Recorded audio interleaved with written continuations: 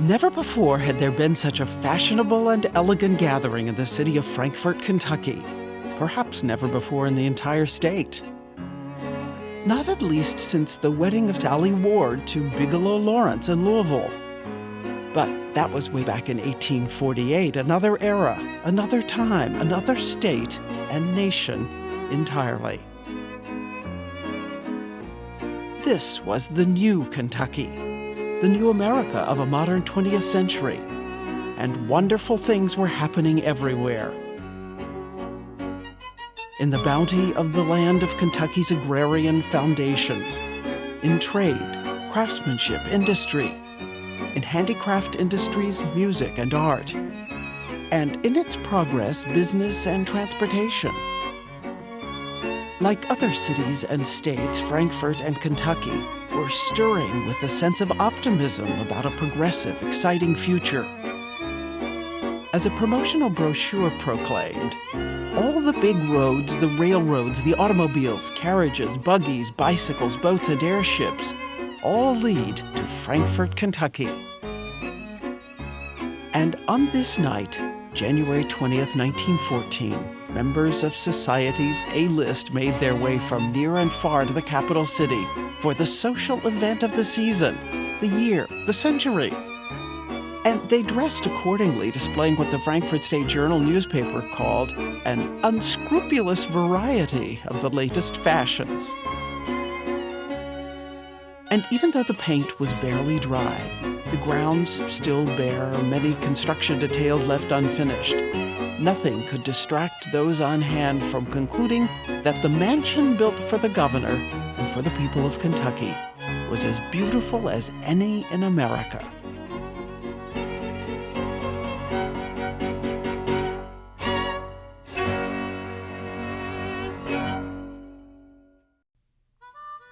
If you could set off on a journey to the heart of Kentucky, where would you begin? Where would your travels take you? Where would your journey lead?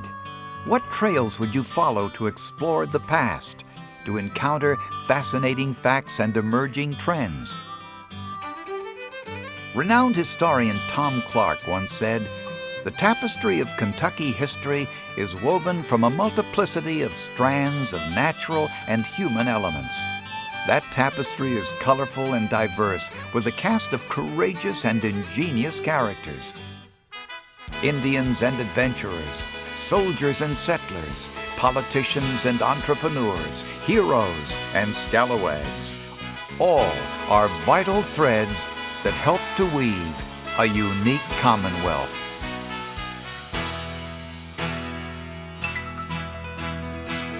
Are you ready for an unforgettable journey? Come and discover a place of adventure and imagination, triumph and tragedy, beauty, hope, and great expectations.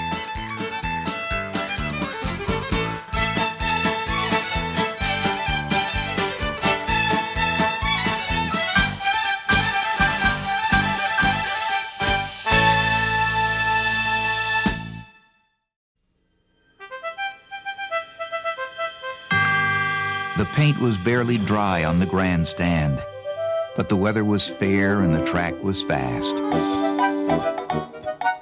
8,000 people had come to admire the stone clubhouse, the landscape paddock, and a novel piece of equipment called a totalizator. They filled the seats and spilled out onto the lawns. They had come to watch some of the greatest horses from some of the finest thoroughbred farms in the world. They had come to see the realization of a dream. At the close of the 9-day meet, in a town of 47,000, 25,000 had come to see the races. Said one horseman to another, "America's got a real racetrack now."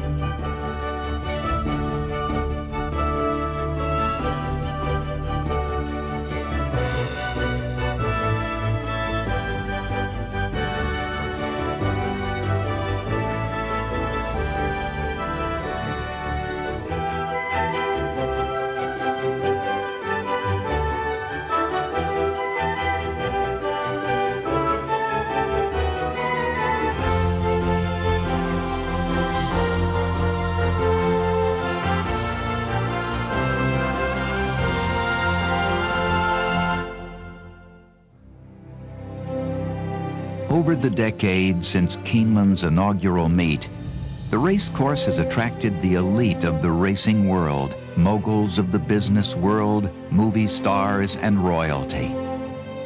Drawn to its postcard-pretty central Kentucky setting and elegant atmosphere, horse enthusiasts come to admire beautiful horses and the people who follow them.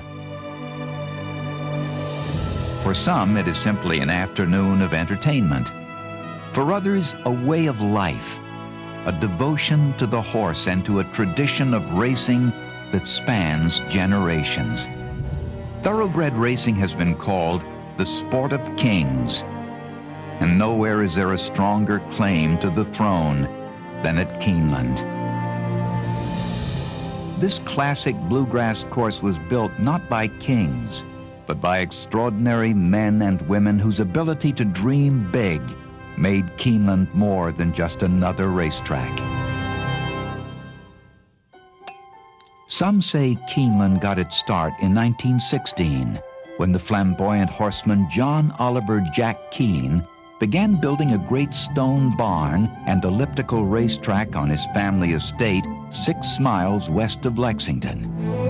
Others say Keeneland was first envisioned by Hal Price Headley, a prominent businessman and horseman who felt racing should be in the midst of the horse farms that make the sport possible. Both men had a unique vision for thoroughbred racing in America.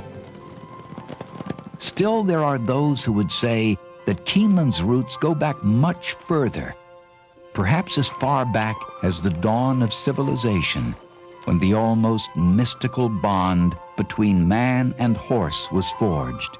It is a bond that found especially fertile ground in a highly desirable corner of the American frontier known as Kentucky.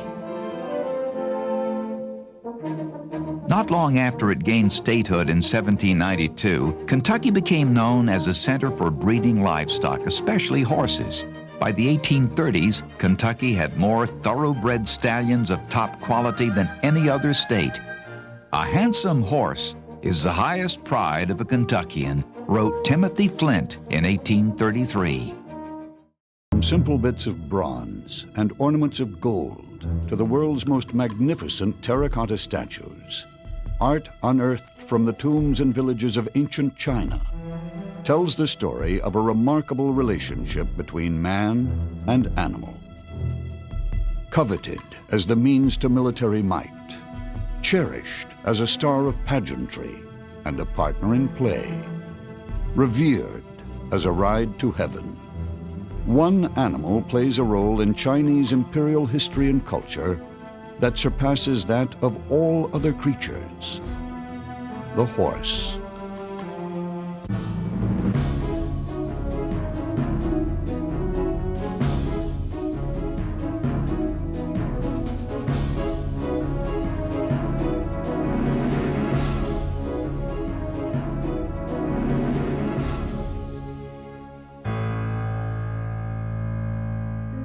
The International Museum of the Horse and the Kentucky Horse Park in Lexington, Kentucky, gathered these treasures to celebrate and highlight the theme of its permanent collection: man's long partnership with the horse. This exhibition further explains this partnership and takes us on a journey back to the days of the earliest kingdoms and cultures on Earth. Many of the beautiful and rare items of this world-exclusive premiere exhibition have never been seen outside China. These harness ornaments, chariots, and imposing and elegant statues take us back in time 3,000 years. Most come from tombs, where they were placed in preparation for service in the afterlife. A walk through Old Louisville leaves a visitor with a sense of the spirit of the past. But there may be other kinds of spirits in Old Louisville, too. It really wouldn't be a Victorian neighborhood without ghosts, now would it? And Old Louisville rises to this occasion in fine style as well. The prominent industrialist James B. Speed and his wife Harriet Hattie Speed lived in this high Victorian Gothic house on West Ormsby. Harriet was an accomplished pianist and was known for her concerts in her gracious front parlors. She later founded Louisville's prestigious Speed Art Museum, located near the University of Louisville at the south end of the neighborhood. In his book, Ghosts of Old Louisville, David Domenech introduces the reader to the ghost of Harriet Hattie Speed. Current owners of the Speed House on Ormsby say they hear sounds of classical music coming forth from her old piano. It's just Hattie, they say, making sure we have a bit of culture.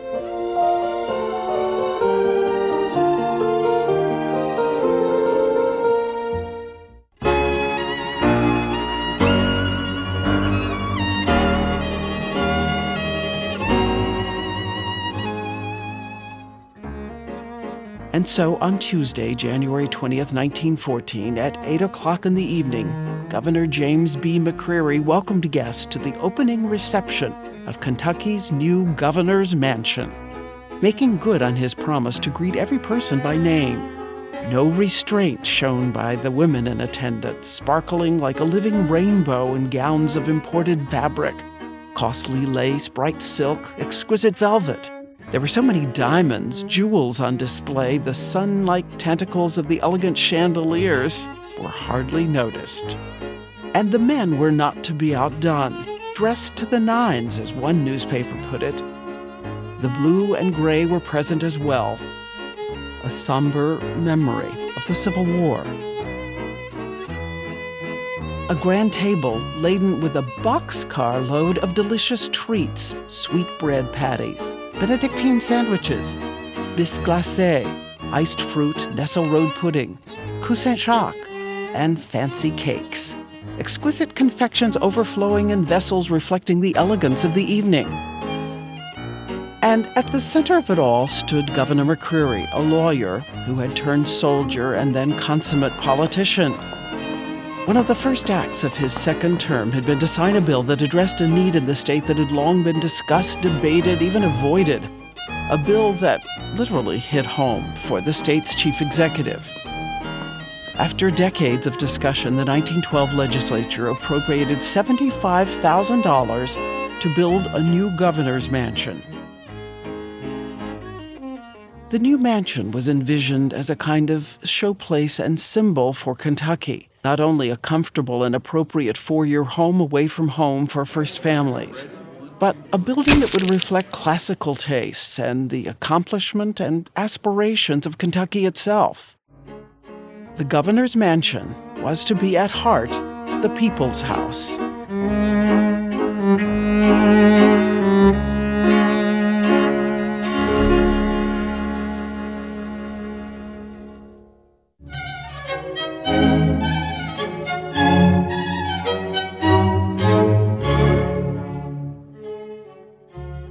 At the time the first gubernatorial residence for Kentucky was completed in 1798, other dwellings in Frankfort were considered more grand, Liberty Hall among them, more elegant furnishings, and fittings reflecting society tastes.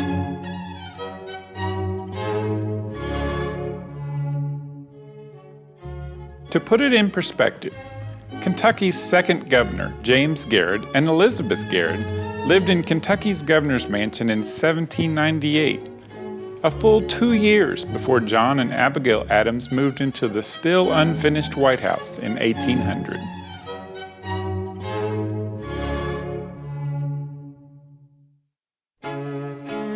And it didn't help the governor's home that it was right across from the state penitentiary, right across the street. But this dwelling at the corner of High and Clinton Streets, something of a starter palace, was the people's house from the very first, and it would be home to 35 governors and their families. Kentuckians grew fond of their governor's house on High and Clinton. Of course, it wasn't easy to keep up any house that saw as much activity as this one. Its walls witnessed not only a lot of living, but a lot of government business and Kentucky history. As the years passed, the so-called palace became decreasingly palatial to the eye. Even as early as 1816, under Governor Gabriel Slaughter, a special committee was appointed to survey the condition of the house. The roofs are old, decayed, and chimney pieces are shattered, read the report. Shutters are missing and glass panes are broken, steps and floors sunken, rooms gloomy, plaster peeling. And the furnishings? They should be junked or sold. Such was tattered life in the palace at High and Clinton.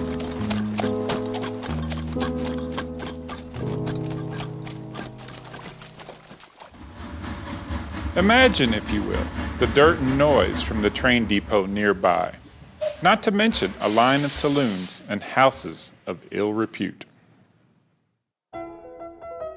Yes, the floors may have been propped up with timbers in the basement, but history is full of stories about the wonderful parties hosted there. First ladies through the years redecorated time and again with whatever furnishings and funds were available. And when the governor threw open the doors, guests flocked to the house in their finest apparel, and the hospitality was often quite lavish. The style of the mansion did change with the times, at one point becoming Victorian. There was always need for improvement, but describing it as a dump wasn't exactly fair. From time to time, the General Assembly would allocate a bit of funding for repairs, but there never seemed to be enough money in the budget or legislative commitment to remedy the house's royal woes. Labor costs were less of an issue. Trustworthy prisoners from the nearby penitentiary trustee program made up part of the household staff. Although the issue seemingly was settled when Kentucky became a state in 1792, other communities continue lobbying to move the capital. Louisville made its case throughout the late 19th century, citing location and amenities more suitable for a capital city. Finally, in 1867, Governor Stephenson admonished the legislature to name a permanent capital and build a new gubernatorial residence. In 1880, the Kentucky Senate voted to sell the palace, which by that time was called the Governor's Mansion, but the House defeated the proposal. It would be a new century before Kentucky's starter palace would be replaced.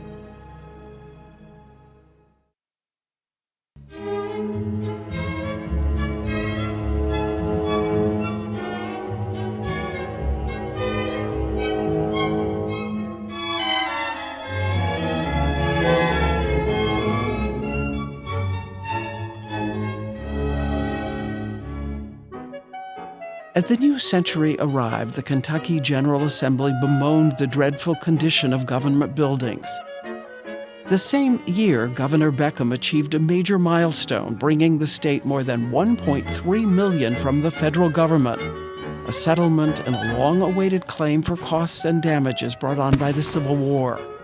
By appropriating nearly $1 million to build a new Capitol building, the legislature settled once and for all the issue of a permanent location for the Kentucky State Capitol.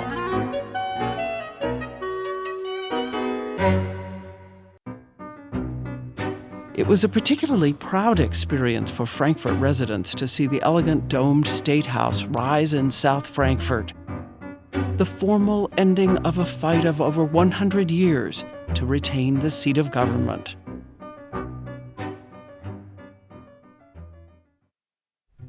The deficiency of Kentucky's gubernatorial residence became even more pronounced amid the celebration and fanfare dedicating the new capital on June 2, 1910.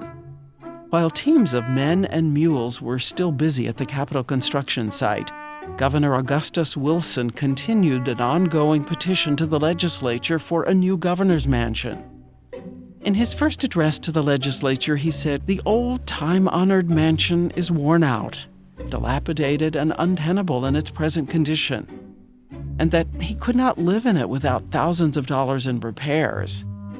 As the new capital became a reality, so did plans for a new home for the governor. Indeed, Wilson's successor, James Bennett McCreary, on February 7, 1912, had the honor of signing an appropriations bill to build a new governor's mansion on the Capitol grounds.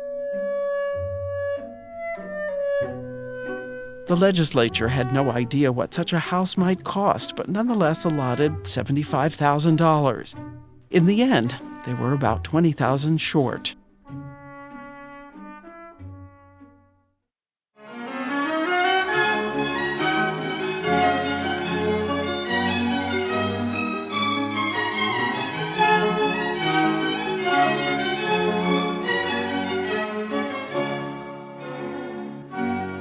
Since the early days of statehood, Kentucky had a strong bond with France. Flush with gratitude for assistance to the colonies in their fight for independence from England, early Kentuckians, like other early Americans, named several cities and counties after French people, French towns. Fayette County honored the Marquis de Lafayette. Louisville was named for France's King Louis XVI. The early 20th century was also a time of great French influence in the United States, particularly in architecture. America fell in love with the White City built for the Chicago World's Fair of 1893. Its massive, grand buildings designed in the neoclassical French style Beaux-Arts, which became the favored style for public buildings across America in the early 1900s. Architects from across the U.S. were just some of the 27 million visitors to the World's Fair in 1893. And I think we must remember they were profoundly influenced by what they saw. And so it's not surprising that both the new Capitol building and the Governor's House would have some distinctly French accents. Symmetry, balance, elegance. Governor James McCreary envisioned a grand house of classic form and style, a place that would show the rest of the nation and the world that Kentucky was prepared for the 20th century. McCreary was also a man of aristocratic bearings and notions, as a later biographer put it. McCreary is an interesting character in his own right. He'd been a Confederate colonel. He'd ridden with John Hunt Morgan. He'd been captured by the Union Army, been in a prison camp. He'd been governor of the state once before when he was a young man. When this building was built and he was governor, he was an old man. The important thing about McCreary is he was a Democrat with a small d through and through. He believed in the people's will, and the people at that time wanted change, they wanted reform, and he went along with it. He didn't oppose it. The governor and members of the group assigned to oversee the planning and construction of the new mansion first turned to Frank Mills Andrews, the internationally recognized architect who designed the Capitol. But for some reason, possibly an illness on his part, or possibly the anticipated hiring of a Kentucky architect, Andrews didn't bid on the project. 4 Kentucky firms did, submitting plans even though they had no idea where the house would be built or what the building site would look like. The C.C. and E.A. Weber architectural firm of Fort Thomas in northern Kentucky was awarded the job.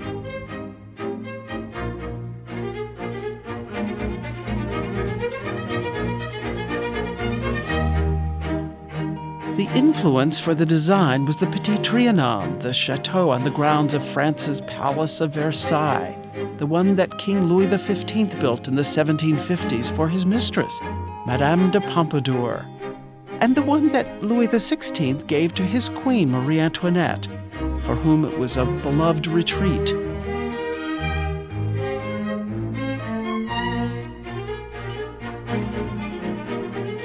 Ground was broken for the new mansion on July 25, 1912. A building site adjacent to the new Capitol building and overlooking the Kentucky River was purchased. At the governor's request, a large ballroom replaced a conservatory. And since a legislative act specified the new mansion be of native stone, a material switch was made to Bowling Green limestone. Nonetheless, progress continued, and by January 1914, the mansion was finished enough for Governor McCreary to move in.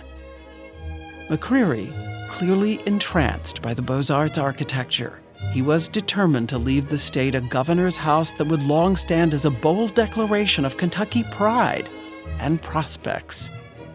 A people's gift to the executive branch of Kentucky state government. McCreary clearly saw this house as a beacon toward a future filled with changes and new challenges. He wanted a house and a Capitol campus that would stand the test of time, that would impress visiting political colleagues, investors, and those who just came to see the rapturous beauty of the state of Kentucky.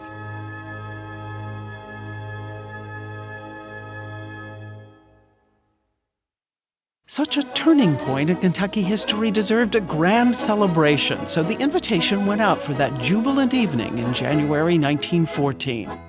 That night, the new mansion literally glistened like the heavens above, wrote Dr. Thomas D. Clark in his book, The People's House. It not only shed an aura of newness, but elegance compounded. The tentacles of the grand chandeliers rivaled the midday sun, and there was not among the 1,000-plus guests a woman attired in anything approaching gingham and calico. Before he departed office, Governor McCreary posed in front of the new mansion in another symbol of a changing America, an overland automobile. And though the car and house stood on barren and unplanted grounds, the symbolic message was clear. Kentucky was on a new road to the future, to prosperity. Yet, in December 1915, McCreary left behind a beautiful mansion still without landscaping and a state whose finances were in disarray. A Kentucky soon to be disrupted by a world war.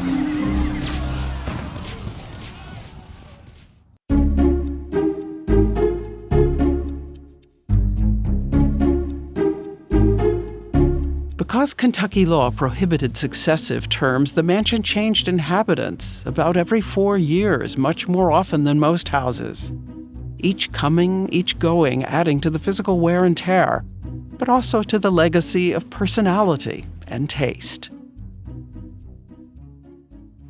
I'm sure each family looked around when they first walked into this house and said, oh, this is a wonderful place, but oh my, I don't like those drapes, or we can't have that wallpaper. So I'm sure each governor reached into his pocket and helped to fund some of his wife's desires as far as the decor in the house.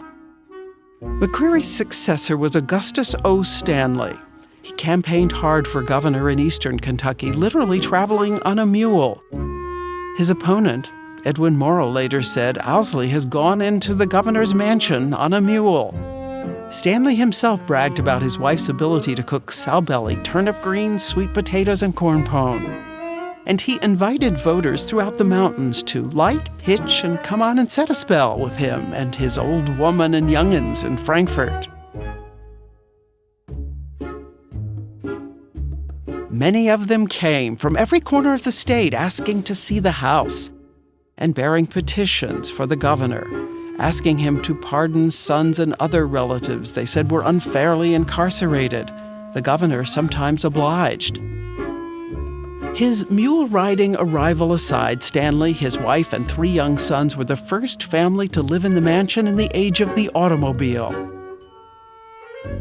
When Governor Stanley became governor, he had a brand new car.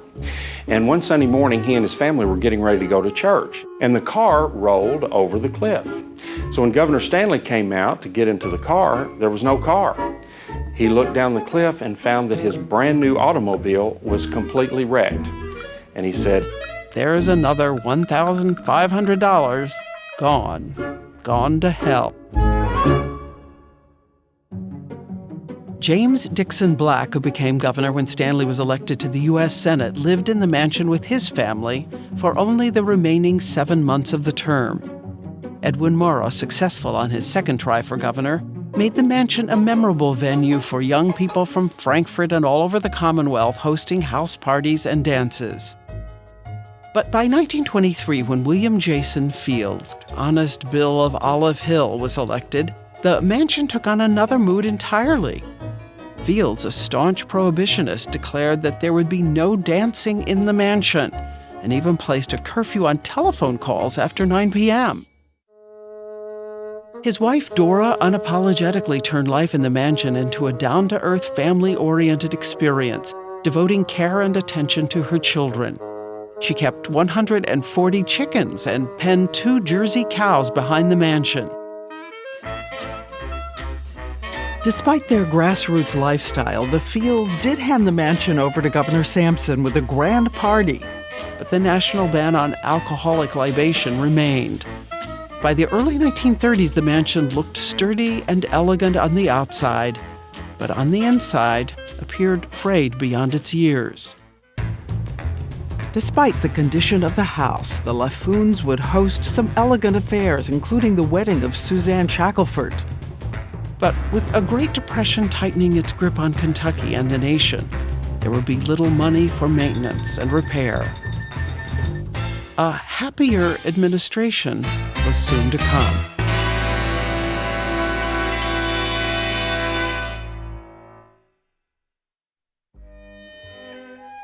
Every house reflects the personality of its inhabitants, and as Governor Stanley and Fields demonstrated, a wide range of personalities have occupied the governor's mansion in Kentucky.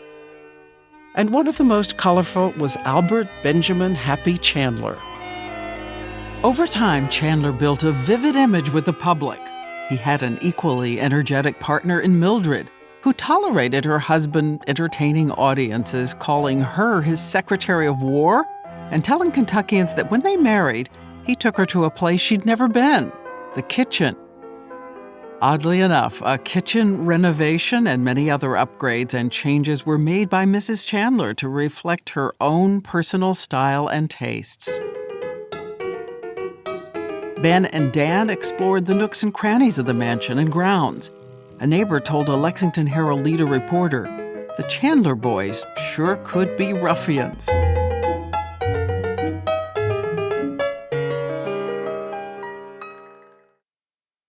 Governor Johnson and his wife Eunice and daughter Judy were famous for their Easter egg hunts, a reminder that the story of the Kentucky governor's mansion is also a story of family gatherings and holiday traditions.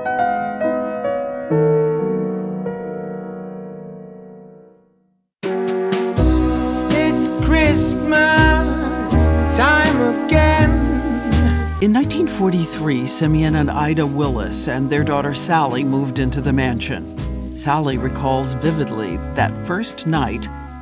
The first night that I remember staying here was close to Christmas. We didn't know what to do about anything.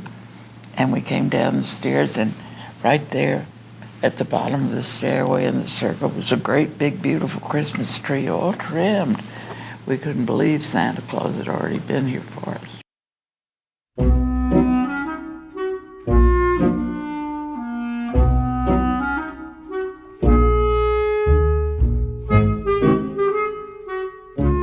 Like the first families before them, the Willis family benefited from the longtime trustee program with the state penitentiary.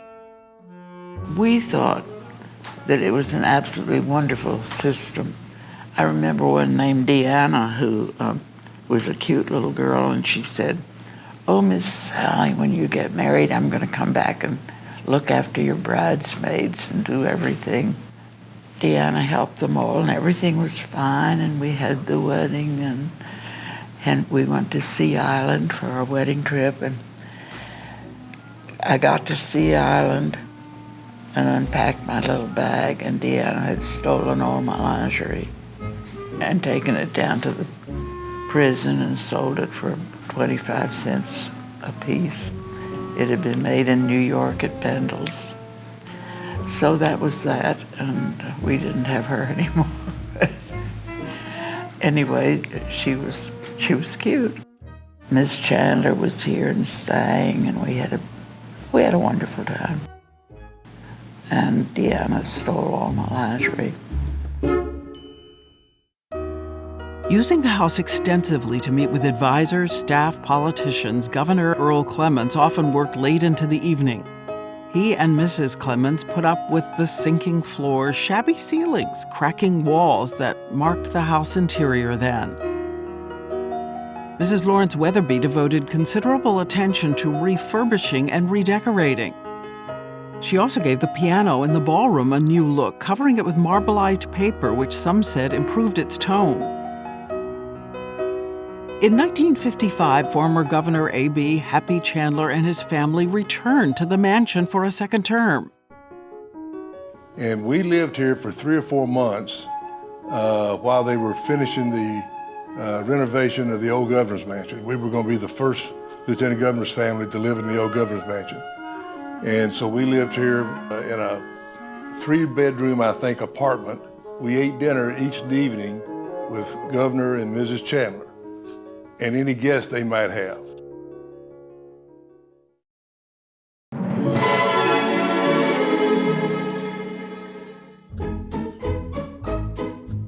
When Bert T. Combs took office in 1959, everything was counted right down to the washcloths, shoe polish, and a box of Rebecca Ruth bourbon candy.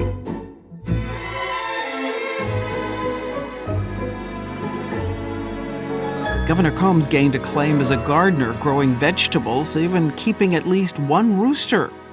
According to his cousin, Mason Combs, it was the governor's preferred alarm clock.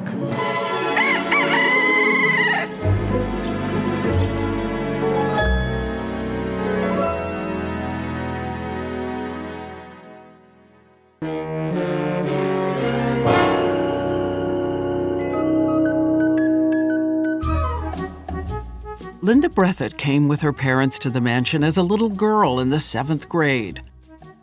Well, when we came to the mansion, it was December of 1963. The citizens of Frankfort just bent over backwards to make Frankfort a welcoming town for the first families. For Mrs. Breathitt, few changes were needed in the mansion decor. My mother was so happy to move to a home that was beautiful and already furnished. I don't recall that there were any big changes made to the mansion. I think she was just thrilled to come here and have it already furnished and painted and ready to move in. We asked her what her parents would think if they returned to the mansion today. If my mom and dad walked into the mansion today, they would be wide-eyed and look around and say, "Oh, look how improved and gorgeous it is." Would it have been nice to have lived here then?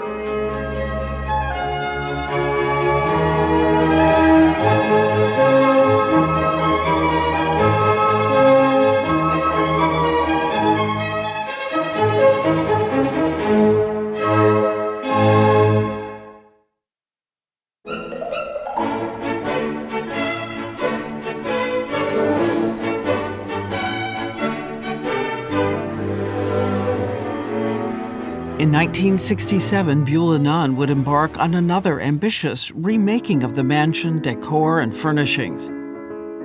When we moved into the house, it was a little beat up, showing its age. Wiring difficulties, air conditioning difficulties, heating difficulties. There was very little china, practically no silver.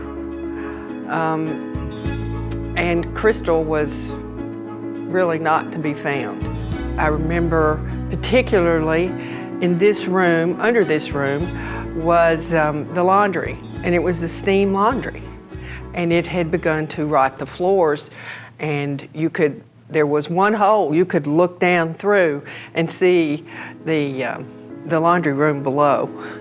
So I think that was something that Mother wanted to undertake, to be able to entertain other governors and national dignitaries. So she undertook to make a few repairs and changes. Daddy said, "I can't give you any money." So that's when Mother and Albert Christian, who was then Commissioner of Finance, started the Kentucky Mansions Preservation Foundation. And they held fundraisers and raised enough money to buy sets of silver, china, crystal, and to do some needed repairs to wiring, heating. There was no air conditioning, it was all window units at that time. Beulah and her staff never knew who might come home with Louis for a meal. He was always full of surprises. I remember one day they called to say that Daddy was on his way for lunch and he had a guest, which wasn't that unusual. Just put another place on the table. And in Daddy walked with Fess Parker, who at that time was playing, had the starring role in Daniel Boone on television. So I think that set her back a bit. Another time, he brought John Wayne to lunch.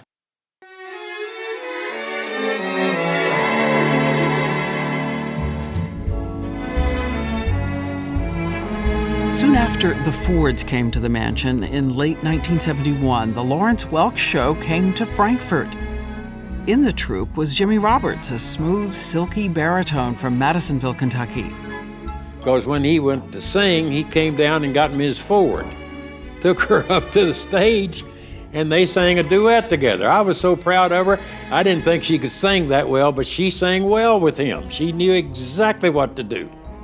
After the concert, the Fords invited the entire cast to the mansion for a memorable evening of Kentucky hospitality. The boy played the organ in the ballroom, and we had hors d'oeuvres for them, and they just enjoyed seeing the mansion and eating the food, and he played a lot of beautiful music for us.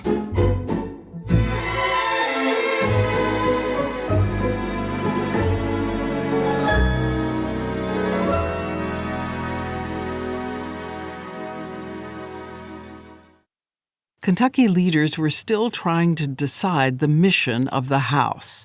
Among the discussion, some even thought the house should be repurposed. Some folks were inclined to move the mansion from here to Berry Hill and give this mansion over to the Court of Appeals, Supreme Court, and this would be their judicial building.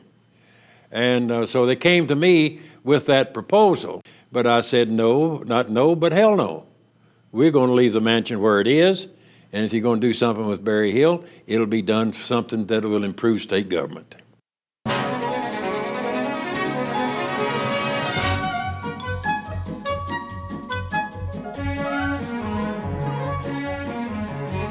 Charlene and I came here to a Derby breakfast one year while I was lieutenant governor.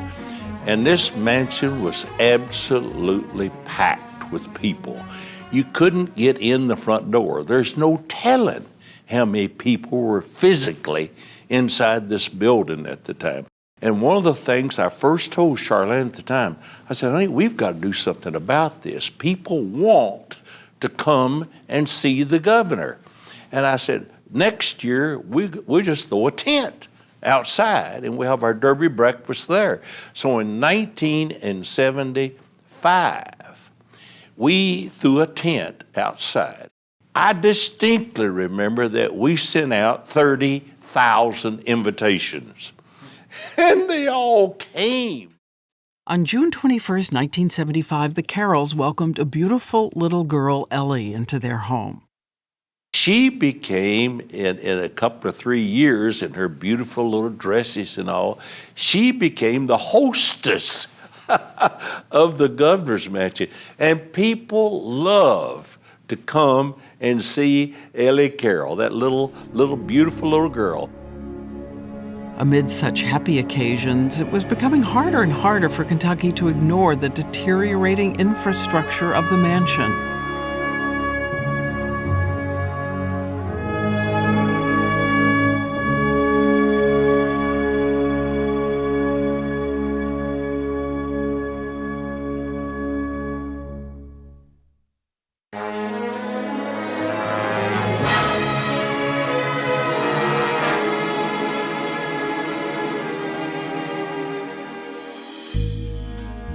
John Y. and Phyllis George Brown returned from their honeymoon for his run for governor.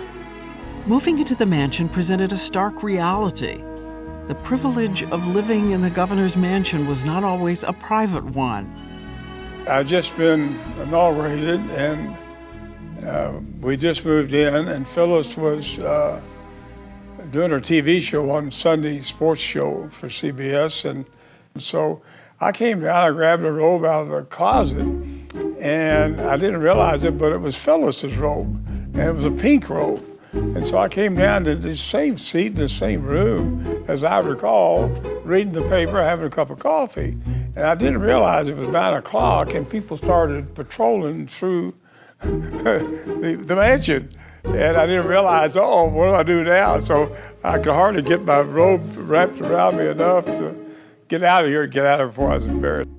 And then John decided to ask the fire marshal, the state fire marshal, to come over and do a check of the mansion. The fire marshal comes over. He does a check, every room, every place he could go, and he says, it's not fit for occupancy. He said, you can't live here overnight. No one should live here overnight. And he condemned it as a fire hazard. And then John announces to me that we have no money. We can't, restore the mansion properly. I said, well, what are we gonna do? We can't just leave it sitting there. Phyllis Brown thought it time for a massive renewal of the People's House, this time with the people directly involved. So we ran down to John Wye's office. He said, if you can raise $1 million in private funds, I will get the Kentucky legislature to match that. Though it took over 3 years from fundraising to completion, the public response was overwhelming. And it all started with one man, Lexington businessman William T. Young, Sr. I said, Mr. Young, would you do something? Would you help me out on this? And he said, sure. How much do you need? So that started Save the Mansion. The old question arose, what should the mansion be? They turned to the interior consultant to the White House and one of the nation's foremost specialists in historic restoration, Dr. William Seal. When William Seal said this was patterned, this building, after the Petit Trianon in Versailles, John and I were taking a trip to Europe, and I said, John, we need to go see the Petit Trianon. So by going over there and seeing what the real Petit Trianon looked like, it gave me a better idea of how we should do this, how we should design it, we should restore it properly.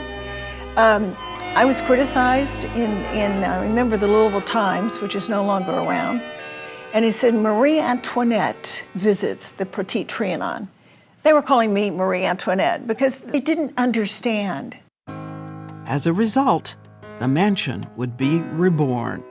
So we bought French antiques at Louis XIV and we went to Sotheby's and bought beautiful things at Sotheby's auctions. We toured antique stores all around the country to find the appropriate furniture for this house. With progress came more obstacles. I will never forget looking at the formal gardens on the plans, the original plans, and go, well, we have to do that. So we had to take out trees, the big trees in the front, and I got sued by the, that was fun. I got sued by the Garden Club here in Frankfort. And they said, they're moving 30-year-old trees, how can she be doing that?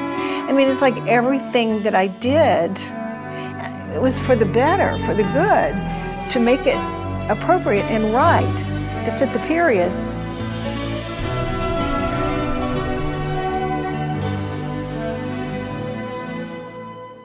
When we first moved in, there were air conditioners sticking out the front windows. There were 30 coats of paint that they had to strip down to the bare minimum to get to the original moldings. It took forever. Phyllis George Brown's Save the Mansion campaign from 1980 to 1983 is perhaps the single most important period in the storied history of the Kentucky governor's mansion. In addition to the period-appropriate interior decor, many Kentucky craftsmen, landscapers, carpenters worked together to completely revitalize the house. The goal, Seal noted, was to achieve historic harmony. At the same time, the result couldn't be a museum, but a house that could support the rigors of official use and daily living. Let it be itself. A new world will open up. On the first weekend of May in 1983, Derby weekend, that new world was to be celebrated. But everyone asked, would anyone come? And the press, I remember saying at times, they said, people probably won't come. They're just not gonna come. And they came. They just kept coming, and they would circle down around the Capitol down to Shelby Street and back up and around, and people were coming in 2 and 3 times to see this beautiful, magnificent home. The accolades for the mansion restoration were among Phyllis George Brown's proudest accomplishments. But some of her fondest memories involve her young family in the mansion. By the time the Browns moved back in, they had a son, Lincoln Tyler George. The Browns' daughter, Pamela Ashley Louise, was born in November 1983, shortly before the end of her father's term. And Kentucky embraced this home because they realized it was their house. It wasn't our house. It was hard to leave after working so hard and pulling everything together, but it's the people's house.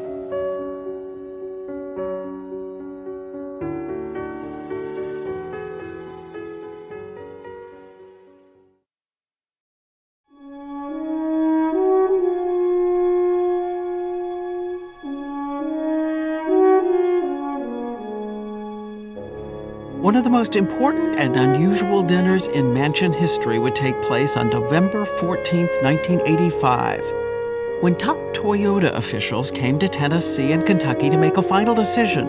Where would they locate their first U.S. plant? Well, I wanted to do something special, and it was narrowed down to 2 states. It became a contest between Kentucky and Tennessee. In the baked Alaskas, as they rolled out the door into the dining room on tea carts, we stuck sparklers in and lit them. And I could hear them as they rolled them into the dining room. Ooh, ah, ooh. So I thought, oh, this is fantastic. To cap off the evening and champagne toasts, fireworks exploded in the Frankfurt sky, and the cast of the Stephen Foster story sang My Old Kentucky Home. At 4:30 that afternoon, Governor Collins called my office at Berry Hill and said that she needed the Stephen Foster singers and fireworks at the mansion for about 9 o'clock that evening. Well, when you work for Governor Collins, you never know what the task might be. Started calling all the fireworks people in Louisville. Everybody said, no, you must be crazy, you know, not tonight. Finally got in touch with a guy named Big John, who said that he would meet me at the Capitol building about 6 o'clock. I was a little nervous about Big John's ability to produce a real good fireworks display. Of course, the fireworks didn't go off at 9 o'clock because Toyota delegation was late getting here. So we waited, you know, for the delegation from Japan to come out the front door of the mansion, and the Stephen Foster singers started singing My Old Kentucky Home, and it was like, okay, go now. And the first fireworks display I was real nervous about because I thought it might be a little boom. But anyway, it lit up the sky, and I could see from the hole in the front of the Capitol, you know, all the faces of the Japanese delegation light up and how thrilled everybody was. And I thought, good, I've done a good thing. You know, Governor Collins is going to be satisfied with this task. Now, that made a lot of noise right down here around the river. I'd just come home from UK and didn't have any idea what was going on. Then I started getting telephone calls from friends in town wondering what was going on. I think we made an impression.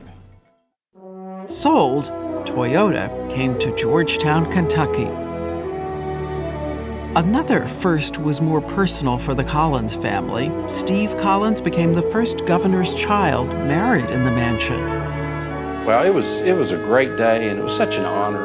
And it was 95 degrees in the shade, June 16th, 1984, and there were over 1,000 people here. And so the layered tradition of public place and private house continued. Outspoken for his admiration of the mansion, Wallace Wilkinson said the mansion had no need for change or repair except for changing a red silk French provincial bedroom to one more masculine for their 2 sons. Governor Brereton and First Lady Libby Jones continued to welcome an array of visitors, including tens of thousands of school children. One of my favorite memories was having groups of children all seated on the floor in the ballroom. And when I appeared, they would get very quiet, and I would ask them the question, do you know whose house this is? And of course, they couldn't wait to tell me it was the governor's house. And I'd say, well, he just lives here temporarily, but it's really your house. And their eyes would get as big as silver dollars, and I hope that was their takeaway, that this house really belongs to them. I would be very surprised if some of those young people didn't turn out to have political aspirations and have a desire to try to help make things better for those people who need that help. The Joneses are very health conscious, and I'll never forget the day the governor sent a message to the kitchen saying, I want you to eliminate butter from this mansion. You never want butter again. So the chef called and said, what am I going to do? I'd gotten on the Pritikin diet, and the Pritikin diet was pretty rigid. So I don't think anyone who came to the mansion felt like they did without butter. I love that story because that's a perfect example of how the staff must be not only creative, but extremely flexible. Whether they're fixing a grilled cheese sandwich for the grandchildren or preparing a fantastic meal for heads of state or a party for 150, the staff is always trying to do their best.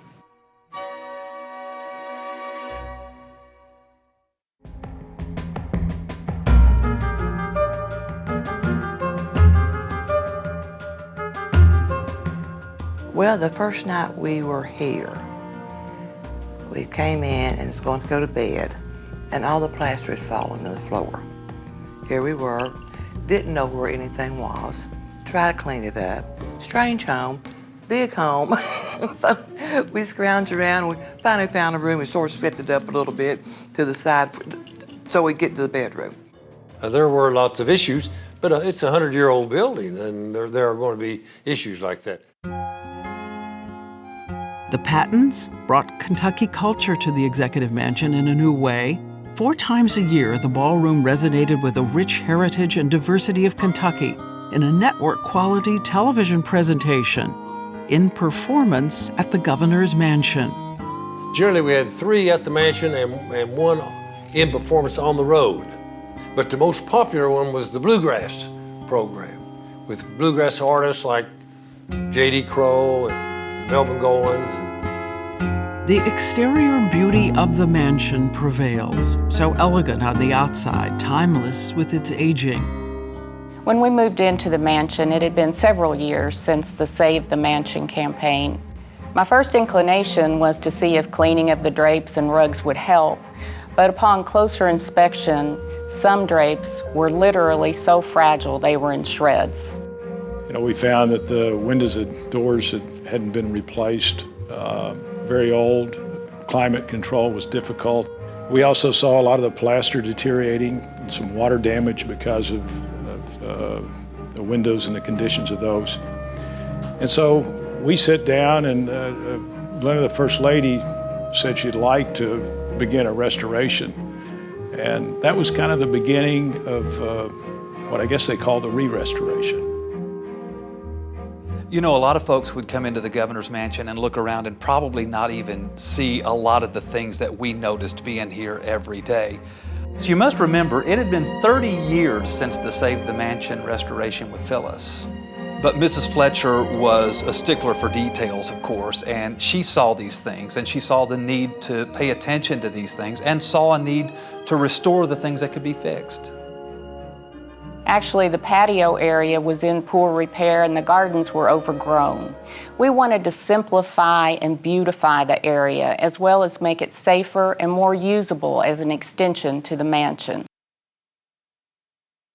When Governor Steve Beshear and First Lady Jane arrived, the mansion's public face shone once again, fully restored. The art rotated on display as a passionate interest of the First Lady. My most proud moments in here is this art. Since this is a public building, it is on tour. School children visit the mansion twice a week. all through the school year. And it's a delight to hear their voices and know that they're learning about this mansion and what it means to their Kentucky. We ought to expose them to as much Kentucky art as we can. So we started with a private collection, and we have used the mansion as something like an exhibit hall. Is that a magnolia tree? It's been kind of an art education for us, and I think for many others. The Kentucky Governor's Mansion is nearly 80 feet wide and 200 feet long. A formal garden is alive and abloom each season, reinvented now to represent more fully a French garden. The governor's reception room is located immediately off the entry hall. For less formal occasions, a drawing room, originally designed as the first family's living room, today is decorated in the French style popular in the late 1890s and is frequently referred to as the First Lady's Parlor. When not entertaining, Kentucky first families and small groups often gather for meals in the warmly decorated family dining room. Once the office of Governor McCreary and other past governors, perhaps this is the most flexible of rooms. With its more formal decorations, today it's called a sun parlor. The state dining room off the main hallway was created to accommodate more formal gatherings of up to 24. The walls of the state dining room are gently illuminated by a row of halo lights nestled in the ceiling. The diligent mansion staff artfully present the people's house, always at its very best. You know, when you think of government, you think of lawmakers. But I really think we should pay homage to the mansion staff, past and present, over the last 100 years. These are people who are loyal and dedicated, almost family members to the governor and first lady. As a team, the mansion staff creates an atmosphere and an environment that supports not only entertainment, but really important business. At the end of the day, everyone involved at the mansion feels like they've played a really valuable role in tourism and economic development. And the south corner is the Gala Ballroom. The largest of the staterooms, it's richly decorated with freestanding Corinthian columns.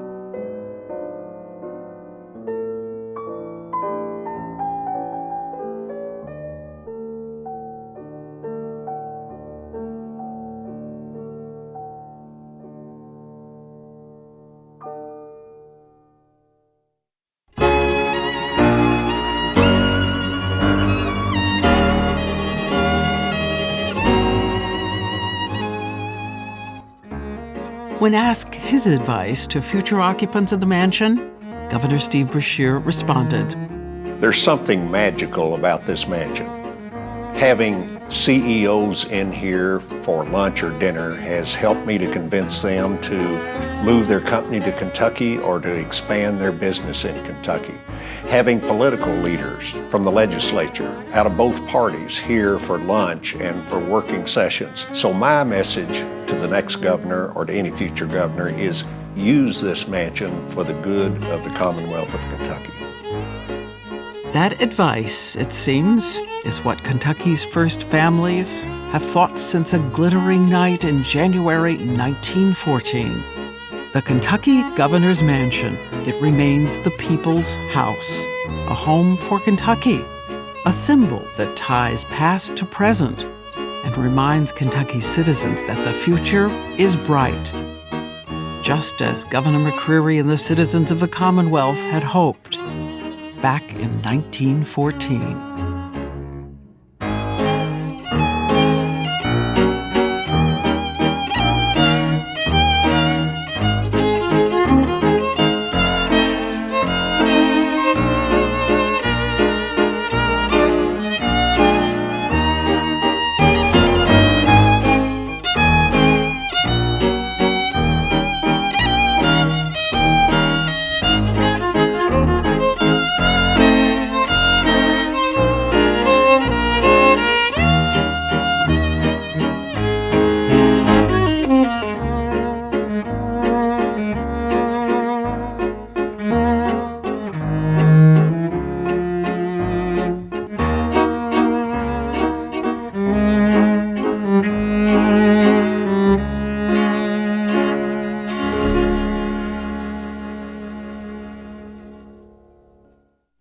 Kentucky Governor's Mansion, A Century of Reflection is brought to you by Fork Group of Kentucky, a family-owned group of companies in banking, insurance, healthcare, and financial services.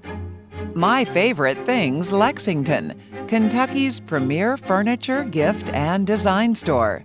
Kentucky National Insurance, a property and casualty insurance company owned by Kentucky stockholders.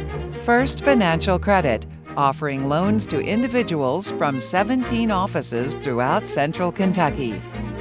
Fork Bank, a Kentucky-based community bank with 30 convenient banking centers in central and southern Kentucky. And by Kentucky Historical Society, providing connections to the past, perspective on the present, and inspiration for the future.